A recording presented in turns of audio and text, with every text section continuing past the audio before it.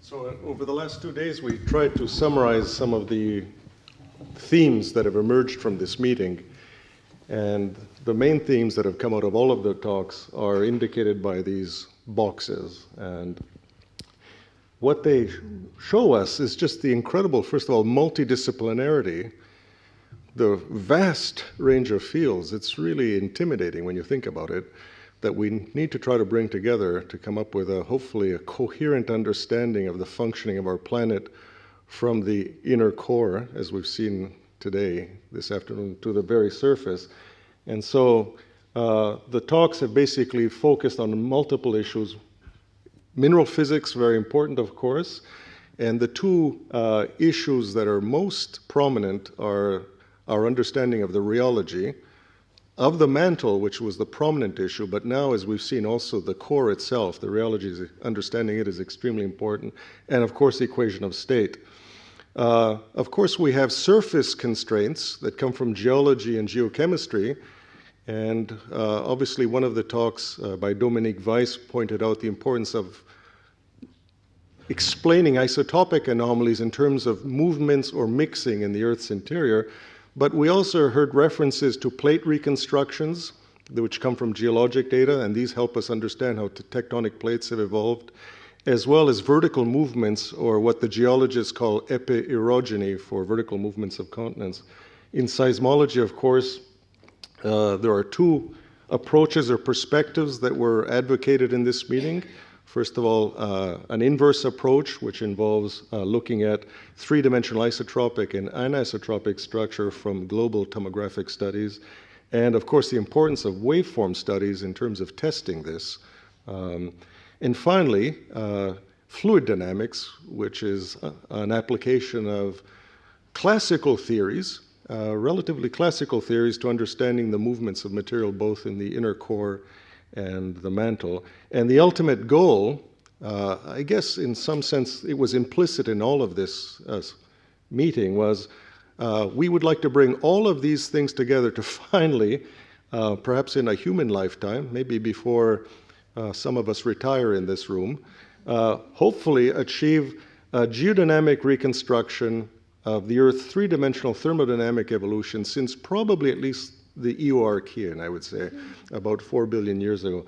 And as we've seen, this involves now understanding how the core evolves over this same time period and how it's coupled to the mantle. In some sense, to repeat a mantra that David Stevenson said a long time ago, the mantle is the master and the core is the slave.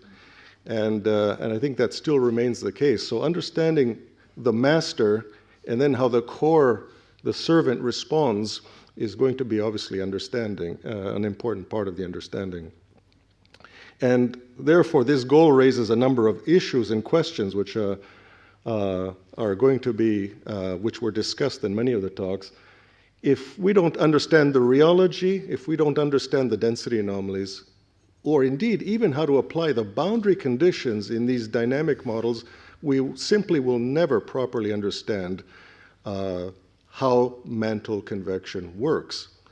And so in understanding the rheology, it's now actually becoming rather promising and at the same time very intimidating, because a lot of the cherished mechanisms for mantle deformation that many of us have grown up with and learned are now being put into question by the new results that have come out of Patrick Cordier's laboratory and others, which make us question, for example, the issues of whether diffusion creep is dominant.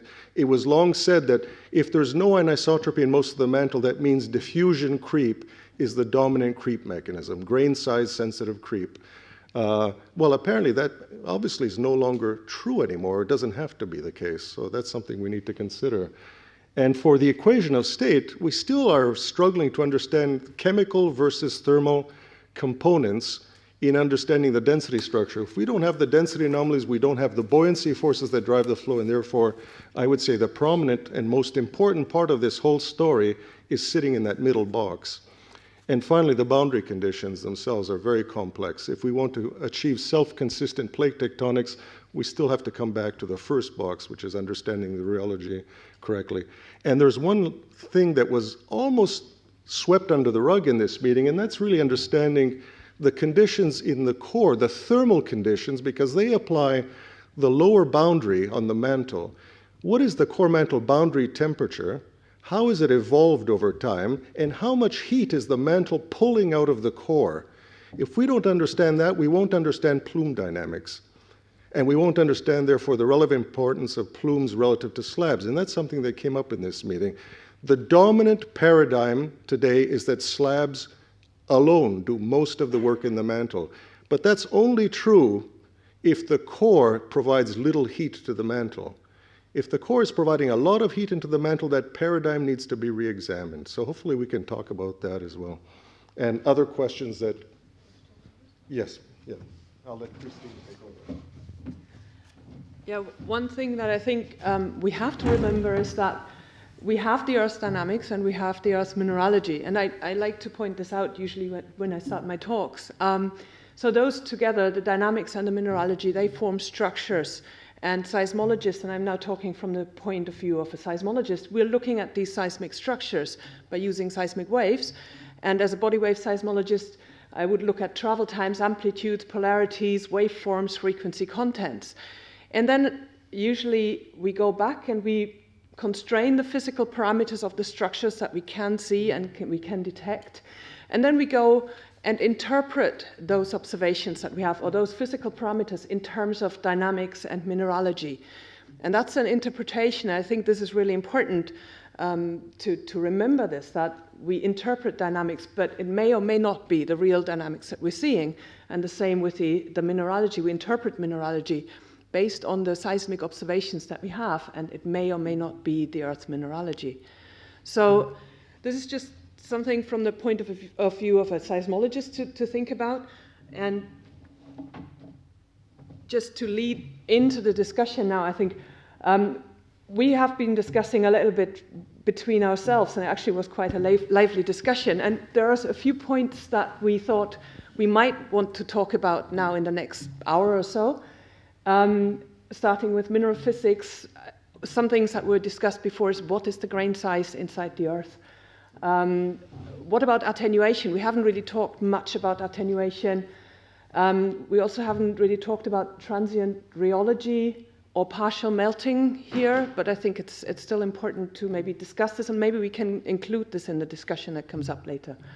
Also, the scaling, spatial and temporal scaling. I think that's something really important for the future, definitely, to understand the Earth.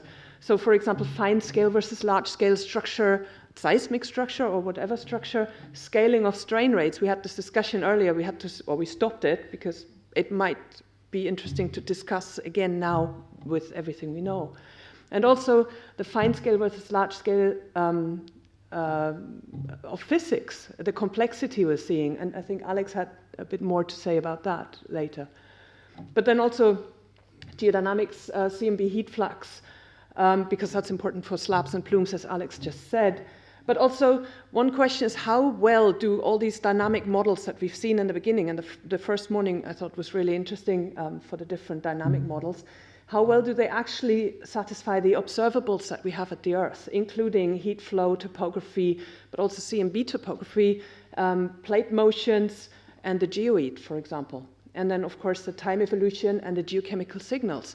Can we actually say something about that? And then, of course, we go back to seismology.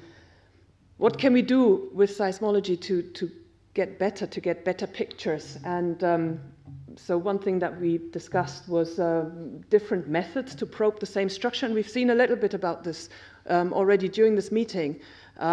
So we can use splitting and reflections. We can also use tomography, multipath, and as Sanne has shown earlier, and maybe combine this even with reflections.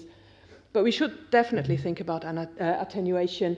And one thing that we thought was quite important is benchmarks. Look at the same structure with different methods and see how different the results are that come out.